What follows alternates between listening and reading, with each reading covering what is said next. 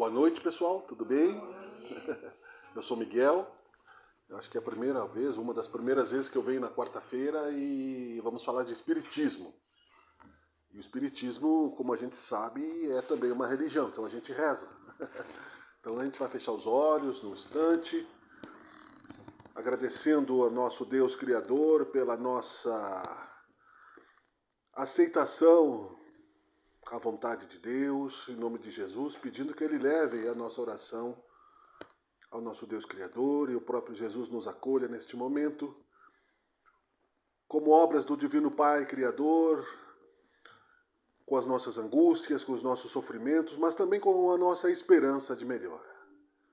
Te pedimos, Pai, que acalente o nosso coração nesse momento, que possamos receber essa energia positiva, essa energia de regeneração, de renovação, de atividade no bem, de recomposição. Muito obrigado, Senhor Jesus, por este momento, pela presença desta divina inspiração, que seja feita a tua vontade, que assim seja.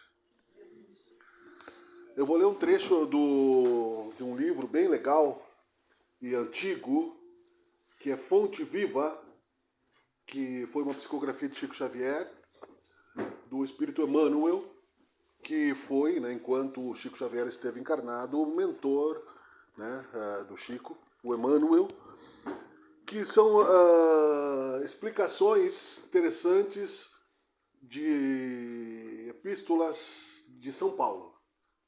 Depois a gente conversa um pouquinho sobre isso, tá bom? Então diz aqui, persiste e segue. Portanto, tornai a levantar as mãos cansadas e os joelhos desconjuntados. Paulo escreveu aos Hebreus, exatamente assim, este trecho separado. E aí a explicação mediúnica vinda do plano espiritual para Chico Xavier, ou seja, é uma interpretação de Emmanuel que enxerga, estando no mundo espiritual, a amplitude daquilo que quis dizer São Paulo nesse momento, considerando toda a história e amadurecimento desse espírito. Ele escreve para nosso aprendizado e desfrute e alimentação espiritual. Então é um texto mediúnico. O lavrador desatento quase sempre escuta as sugestões do cansaço. Interrompe o serviço em razão da tempestade, e a inundação lhe rouba a obra começada e lhe aniquila a coragem incipiente. Descansa em virtude dos calos que a enxada lhe ofereceu, e os vermes se incumbem de anular-lhe o serviço. Levanta as mãos no princípio, mas não sabe tornar a levantá-las, na continuidade da tarefa, e perde a colheita. O viajor, por sua vez, quando invigilante, não sabe chegar convenientemente ao termo da jornada. Queixa-se da canícula e adormece na penumbra de ilusórios abrigos, onde inesperados perigos o surpreendem. De outras vezes, salienta a importância dos pés ensanguentados e deita-se às margens da senda, transformando-se em mendigo comum. Usa os joelhos sadios, não se dispondo, todavia, a mobilizá-los quando desconjuntados e feridos, e perde a alegria de alcançar a meta na ocasião prevista. Assim acontece conosco na jornada espiritual. A luta é o meio. O aprimoramento é o fim. A desilusão amarga. A dificuldade complica, a ingratidão dói, a maldade fere.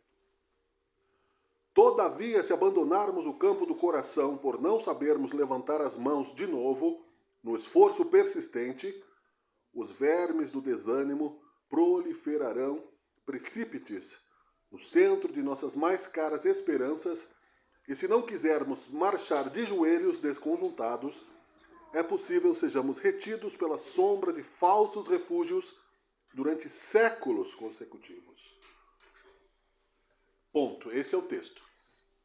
Então agora a gente vai analisar um pouquinho aqui. Vejam que ele fala em séculos. Não fala que um erro nosso pode nos levar a uma semana de sofrimento, a um mês, a um ano, a uma encarnação. Dos nossos pendores negativos abandonados pela falta de cultivo de virtudes positivas pode nos levar há muitos sofrimentos desnecessários. E aqui dá para fazer uma ligação com o que disse Jesus: a semeadura é livre, mas a colheita é obrigatória. Falando também, né, de uma forma de plantar e colher. Plantar e colher. E plantar e colher exige trabalho, exige coragem, exige persistência, exige uma visão mais ampla, não é quando se fala de espiritismo do ponto de vista da vida presente, porque quase tudo no cristianismo é simbólico, quase tudo é metafórico. E nas religiões também. Aqui nós estamos falando de Jesus, que Jesus é o nosso organizador planetário, ele é o nosso, como dizem, né, em outras religiões, pastor, entre aspas, não é? É o nosso mestre, nós vamos a Deus seguindo o caminho, a verdade e a vida de Jesus. Ninguém vai ao Pai a não ser por mim, ele disse, porque é o Espírito de maior luz que já esteve encarnado para nos dar esperança espiritual, para nos dar a certeza de continuidade da vida. E depois disso, num planejamento bem feito por Deus, principalmente, porque quanto mais evoluído o espírito, mais humilde, quanto mais sábio, mais humilde ao consultar o Deus Criador. Ninguém acha que sabe tudo nas esferas mais altas, porque sabe-se, né, como disse o filósofo Sócrates, que o infinito é ainda muito distante da compreensão de seres limitados, e o ilimitado, o infinito, sem ser criado, só é Deus. Aprendemos então a conviver com desafios interessantes que fazem parte da nossa jornada evolutiva de elevação espiritual na direção da felicidade que nós queremos conquistar. E não por acaso, porque o acaso não existe, aqui nós estamos também falando de filosofia e devemos também ter a liberdade de estudar, né, qualquer tipo de forma de expressão espiritual que seja colocada para que nós possamos saber realmente, não é, quais são os caminhos que outras pessoas também trilharam, e é assim que falam os livros.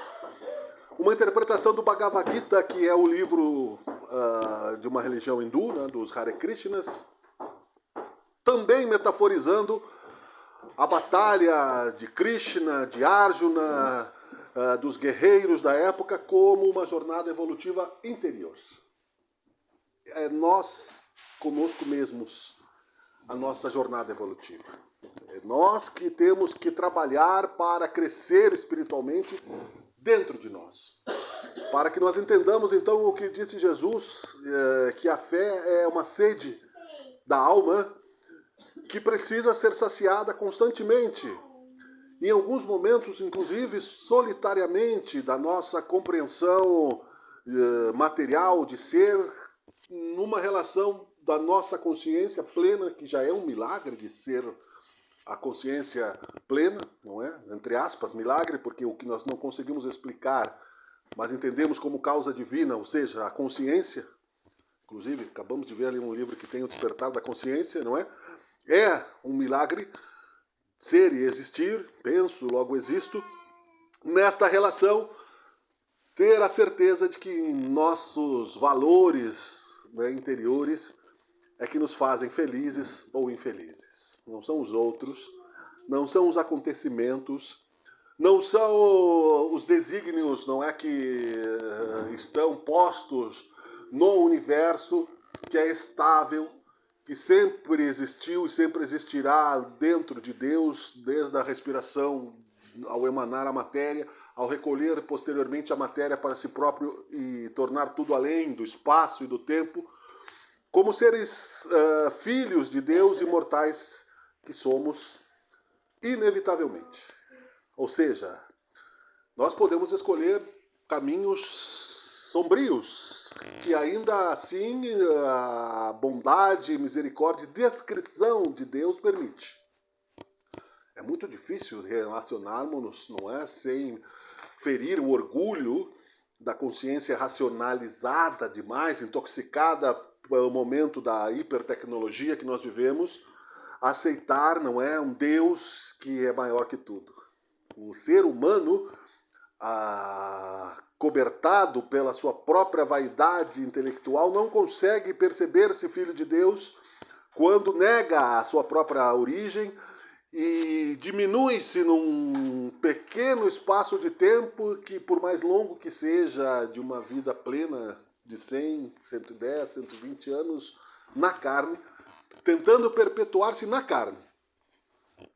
É justo que tenhamos ciência, é claro, porque a ciência pode, né, ajudar na medicina a termos mais experiências no plano físico e maior aproveitamento do trabalho que é a reencarnação. Vindos do mundo espiritual, não pela primeira vez, todos que aqui estamos, portanto já temos tudo isso como intuição. Passamos lá pelas instituições do mundo espiritual, do endereço espiritual que habitamos entre uma encarnação e outra, conforme o merecimento e a misericórdia de Deus e de alguns dos nossos parentes espirituais que oram por nós, que trabalham por nós, que fazem a caridade, que nos auxiliam, nos acolhem entre uma encarnação e outra. Temos todo um trabalho de moldar um corpo físico e, portanto, quanto mais proveito tirarmos da reencarnação, mais positivamente teremos progressos espirituais, no sentido de que o que nos move é a necessidade. A necessidade de termos amor, a necessidade também do organismo, as necessidades que são cuidar do corpo e do espírito, como está tudo claramente, não é, descrito por misericórdia de Deus para o momento atual, não é, no Evangelho segundo o Espiritismo, aonde facilmente se compreenderá leis de progresso, leis simples, não é, de amor ao próximo e, mais do que tudo, justiça divina. O que nos faz tristes é exatamente, né, a sensação de que a nossa felicidade está longe demais do nosso alcance. E aqui no texto diz exatamente, persiste e segue. Porque diante de obstáculos inesperados, se os obstáculos fossem facilmente, né, planejáveis, nós não teríamos surpresas e estaríamos prontos para enfrentar as provas e expiações do caminho, sendo que já numa compreensão prévia da lei da reencarnação e que já não somos simplesmente espíritos primitivos, que já não somos simplesmente espíritos ignorantes das leis de amor ao próximo, que já recebemos há mais de 2 séculos, não é, amar a Deus sobre todas as coisas e ao próximo como a si mesmo, e que já recebemos também, não é, o compromisso de fazer ao semelhante o que dele gostaríamos de receber, como a lei e os profetas, retiradas, não é, das catacumbas dos hebreus que esconderam a verdade por malícia, não é, que Jesus inclusive denunciou como vendilhões do templo, aqueles que somente por oferenda conseguiam algum tipo de bênção. Essa verdade da reencarnação que Jesus pregou no seu tempo, obviamente, para os primeiros cristãos, também posteriormente recortada dos evangelhos, voltou a florescer com Allan Kardec, voltou a se tornar popular com o Espiritismo há quase 200 anos, mas ainda não nos consola plenamente por causa da nossa falta de preparo cultural em termos a nossa humildade em exercício pleno e constante de reconhecimento, desculpe, que já perdemos a santidade de vista em encarnações passadas, ao burlarmos esta lei de amar a Deus sobre todas as coisas e ao próximo como a si mesmo, quando fomos egoístas, como diz o texto, quando fomos ingratos, ou como simplesmente, né, fomos, como disse Jesus, displicentes, né? Deixando passar o tempo como se outros precisassem, né, fazer o nosso trabalho espiritual, orar por nós, fazer a caridade por nós, entender por nós a nossa própria existência, coisa que já foi também compreendida por gregos antigos, né? Conhece-te a ti mesmo. E Jesus complementou, ajuda-te que o céu te ajudará. Nós estamos administrando, então, uma empresa espiritual, pessoal, íntima e secreta, porque é secreta a nossa dor, é secreta a forma como nós compreendemos a própria dor. Muitas pessoas são muito mais fortes do que nós em determinada situação, e é justo que elas mereçam o resultado, né, do trabalho que tenham feito, e cada um, portanto, segundo as suas obras, na sua jornada evolutiva, autoanalisa-se com a permissão da vontade de termos a possibilidade de existir, com a permissão da vontade de Deus, que nos traz, então, o conselho, como disse São Paulo, da paciência. A paciência, porque é um dia de cada vez. A jornada para o infinito. É hoje. Hoje nós já passamos um dia. Nós vamos dormir e o sono será também, né, uma forma de reparo físico e espiritual das nossas esperanças. Se tivermos, né, pelo menos, como dizia, um melhor controle de colocarmos o coração na posição humilde, que não significa de subserviência, a humildade de humilhação, e que ser humilde é não ter razão de nada, e que ser humilde é não questionar nada, e que ser humilde é não ser, não existir. É uma interpretação errada de humildade isso, não é? Mas sim entender que, para que se ligue, né, todo aquilo que nós temos comentado aqui neste trecho de Espiritismo que estamos falando desde que começamos há alguns minutos, é exatamente a questão de que sem humildade nós não vamos aceitar a lei da reencarnação e o fardo sobre nossos ombros, que não é mais pesado do que aquilo que nós podemos transmutar de energias errôneas que fizemos para a felicidade, num resgate, numa limpeza espiritual, num tratamento, que quando não é aceito com resignação, com coragem, com compreensão, e trabalhado, claro, para a cura, seja no médico físico, seja no plano espiritual, seja na oração, seja na luta pela vida, nos leva a sofrer por dores que se complementam desnecessariamente, não é? Caso não trabalhemos para superar a dor. Então a humildade nos explica a dor, nos explica que ser humilde é importante para saber que nós não seguimos todos os preceitos nos oferecidos em muitas encarnações para nos libertarmos da lei da reencarnação, onde a gente tem que nascer, já é um sofrimento, onde a gente tem que ir para a escola, enfrentar problemas e nem sempre se vai para a escola, né? Tem crianças que não têm nem calçado para ir para a escola. Nós temos uma série de problemas, não é, de infraestrutura no mundo material que depende de muita coisa, nessa nossa distribuição de renda atual, aonde o sofrimento, né, cada vez é mais explícito, não só no Brasil, no mundo todo. Por que que Deus permite? Justamente porque nós somos criaturas que não podem reencarnar adultas, né? Quando fizemos os nossos erros, éramos adultos. Quando entramos em uma aldeia, e hoje mesmo eu comentei, estava vendo de manhã um trecho de uma história romana, quando bárbaros expulsos das suas terras, bárbaros dito pelos gregos, né, por outros guerreiros, tentaram entrar no Império Romano, soldados corruptos na fronteira vendiam carne de cachorro podre em troca dos seus filhos, para serem escravizados. Não é? Em troca de outras riquezas, de humano para humano. Isso há pouco mais de 1000 anos atrás. Né? Pouco mais de 1000 anos atrás. Não é tanto tempo assim. Onde é que estão aqueles que fizeram este mal? Onde é que estão aqueles que sofreram este mal?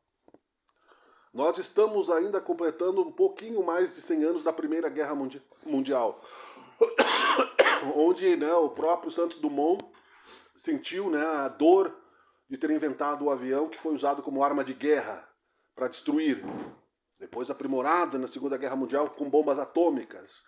Depois chegando aqui ao mundo de provas e expiações ainda em transição planetária, onde teremos rumores de guerras, como disse Jesus, mas ainda não é o fim.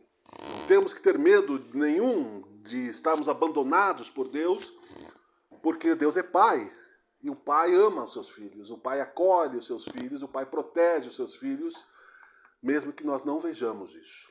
Que é, como disse, tudo metafórico no mundo, onde nós estamos tendo a necessidade de olhar para dentro de nós, administrar as energias que estão dentro de nós, como a barca na tempestade que Jesus, né, consolou os apóstolos, que o Pai estaria protegendo, que Ele estaria protegendo, e como outros tantos exemplos, no universo cada vez mais profundo, a encarnação se mostra, então, necessária para nós espíritos em provas e expiações, para que aquela energia criada e que ficou vibrando ao meu redor, por mim, porque se eu me magoo é uma coisa, mas se eu magoo o outro, eu não sei o que ele vai fazer com aquela brasa, com aquela mágoa. Ele pode ir para um outro lugar do universo, acumular forças e voltar para mim. Porque se eu perdoo é uma coisa, agora se eu conquistei o perdão do outro é outra coisa. Jesus dizia, Pai, perdoai-os porque não sabem o que fazem. E ainda, por cima, não é? Na justiça divina não é simplesmente arrependimento, é resgate. Eu posso me arrepender. Pai, não peques mais para que algo pior não te aconteça. Eu não faço mais o mal. Mas e o mal que eu já fiz? E o mal que eu fiz por consciência, em escalas evolutivas. E o mal premeditado. E a falta de respeito que eu tive contra o meu semelhante em muitas encarnações, aonde a justiça dos homens não me alcançou porque eu era o rei, ou porque eu era um soldado muito vigoroso, ou porque eu era um proprietário de terras muito astuto, ou porque eu comprava a justiça dos homens e as vítimas, e o equilíbrio cósmico desta lei, onde é que está? Então, só a reencarnação explica isso. Né? Como não posso encarnar adulto, quando criança, né, ali está um espírito em resgate. Claro que não é uma vingança, é uma lei de causa e efeito, aonde muitas coisas acontecem no invisível que nós nem sabemos, o nível, o tamanho de dor que isso acontece. Mas como disse no Espiritismo, nós somos, antigamente se chamava de mata-borrão, a esponja da pia, vamos dizer assim, né? O nosso corpo é a esponja, nosso corpo físico é a esponja. A pia suja é a energia do mal que nós fizemos. Aquele café que eu sempre derramo e que suja a esponja, que a minha esposa briga, que fica a esponja preta, e a minha teimosia, não é, em derramar o café e não fazer direito, é a energia ruim, né? Então aquilo vai causando também. Então o meu corpo absorve essas energias, não da pia, né? Do pensamento, das coisas invisíveis, que podem virar doenças e viram doenças. Viram doenças no corpo, mas saem do plano espiritual.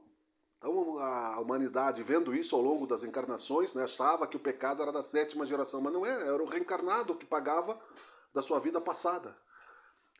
E também, né, achava que se faz, que se paga, porque também, né, via-se a lei de causa e efeito agindo, não é? Muitas vezes quem tirava o filho do outro, né, acabava perdendo o próprio filho, mas ali adiante achava que era, né, tudo isso saiu do mistério da fé e está facilmente explicado no Livro dos Espíritos. Desculpa que eu estou com uma coceirinha, tá? Não estou gripado nada, estou bem vacinadinho. E tudo isso está explicado no Livro dos Espíritos, no Evangelho segundo o Espiritismo. Nessa visão que nós exercitaremos melhor a cada segundo de vida que passarmos, a cada momento de transformação que as energias lapidadoras do tempo e do espaço nos trouxerem, porque acontece o quê? Nós estamos girando no universo. Né? Nós estamos numa bola girando a milhares de quilômetros por hora, não parece. Mas também na física é fácil de entender que se nós estamos dentro de um carro a 200 km por hora, 200 eu acho que a gente não chegou em todo mundo, mas assim, ali dentro, né, se tiver uma mosca voando, ela vai estar no ambiente fechado. Nós ali, não aparentemente. Agora, claro, se há uma colisão, né, explode e dá uma colisão da matéria. Mas imagine que isso gera também uma lapidação dos nossos espíritos. A luz de Deus que empurra todo o universo para o movimento constante também está nos levando.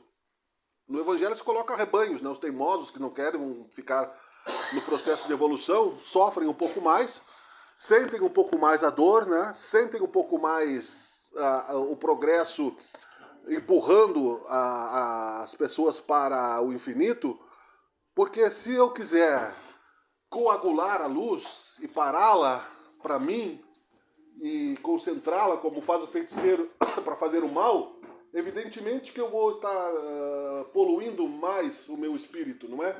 E causando mais problemas para a minha própria felicidade. Obrigado, querido. Não precisa ser um matemático para entender que a lei de causa e efeito, quem com ferro fere, com ferro será ferido, nos leva a entender que racionalmente o bem e o mal são escolhas. Então, para concluir este raciocínio lógico, que é da página 227, persiste e segue aqui do Fonte Viva, São Paulo entendendo tudo isso, sabendo da lei da reencarnação, explicando para outras pessoas que ali na frente está a conclusão do nosso caminho, depois que nós desencarnarmos é que nós vamos ver se nós tiramos proveito da encarnação ou não, nos aconselha a persistência.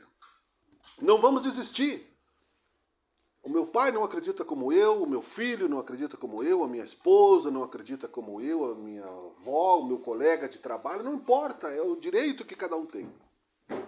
Não vamos desistir de sentir que a vida continua, porque se eu estou aqui hoje, né, se eu busco a doutrina espírita como consolo, é porque, ou seja, outra religião que fale da vida espiritual de uma maneira mais clara, que não fique tão fechado em conceitos que eu não sou capaz de compreender, é porque eu preciso disso com urgência na minha existência.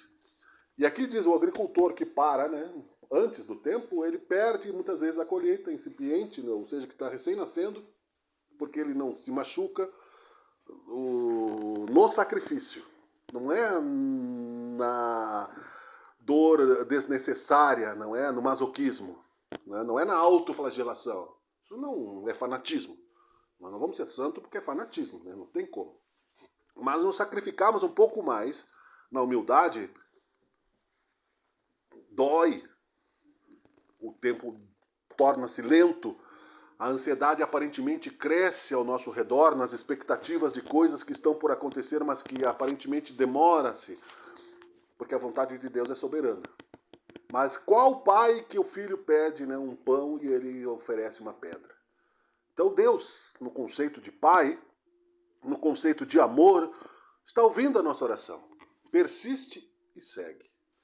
Eu ia falar, antes de chegar aqui, e hoje é um dia especial, porque eu acho que é a primeira vez na vida eu sou espírita já há algum tempo, mas em evolução como todo mundo.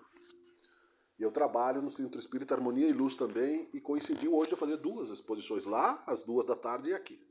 Então o que eu ia falar para não me auto-repetir? Justamente porque a gente também fala para as nossas próprias dores. A gente não fala por sermão ou por imposição, né, ou por... que, sim, eu já abandonei Deus também nesse caminho. Já tentei pensar que a direção seria outra. Porque são 2 caminhos, né? Ou você se espiritualiza, ou você se materializa. O materialismo amanhã depois vai morrer.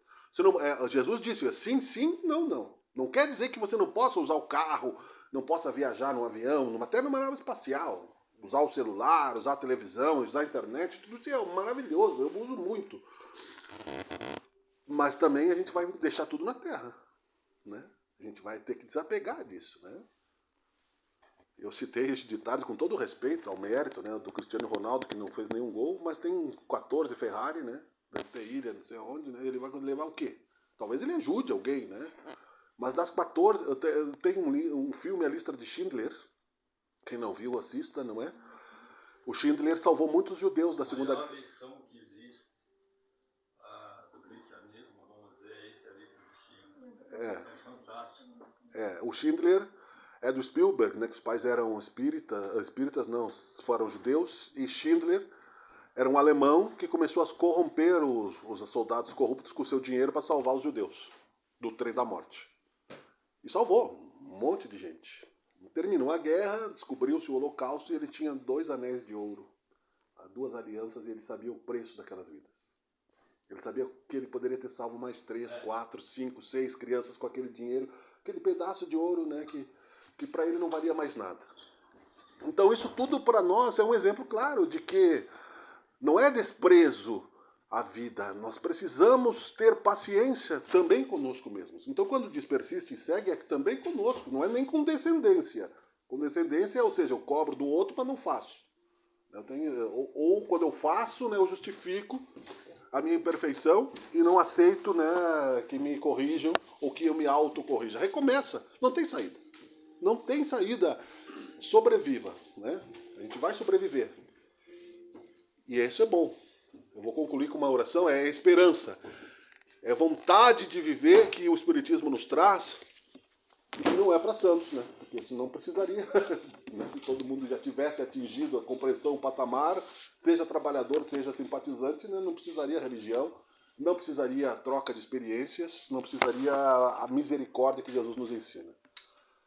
É uma doutrina maravilhosa de autorresgate e que eu tenho muito respeito e por isso, quando sempre sou convidado, faço questão, se possível, de estar presente, porque é um trabalho que se faz e que todos nós podemos fazer, que é divulgar isso um pouquinho que seja, né? Eu aceito, eu acredito, ou pelo menos eu pesquiso, que nos fará mais felizes. Quando, para concluir, né, que eu disse que eu achei, né, me mudei de cidade, deixei de trabalhar numa casa espírita e lá o trabalho era muito, eu fui protelando, né? Não procurei lá nada. Não é que eu vá sair do espiritismo e vou enlouquecer, não. Não procurava nada, não ia, só trabalho, trabalho, trabalho. A vida aparentemente prosperou, mas depois ela afundou. A gente não vive sem fé. Nenhuma religião, nenhuma civilização vive sem fé. Agradecendo então a atenção de vocês, peço perdão pela coceira, que foi inesperada, não estava antes. E agradecendo a água fluida que nós recebemos aqui também, vamos fechar os nossos olhos, vamos pedir a Deus que nos mantenha com a memória viva na esperança e na persistência, mesmo que aparentemente a vitória seja do mal, que não será, jamais, no universo tão amplo de luzes e de estrelas que ainda infinitamente movem-se com sua luz no universo, já além da sua própria existência, nos trazem a grandeza de Deus, jamais estaremos abandonados. Que tenhamos uma visão de tempo mais ampla diante das nossas dificuldades e confiemos em Deus e no amor, que mais cedo ou mais tarde, não é esta flor maravilhosa da verdade absoluta de sermos realmente seus filhos, se fará em liberdade, felicidade e paz. Abençoe a todos, Senhor, aqueles que aqui não puderam estar também, que seja feita a tua vontade, que assim seja. Obrigado.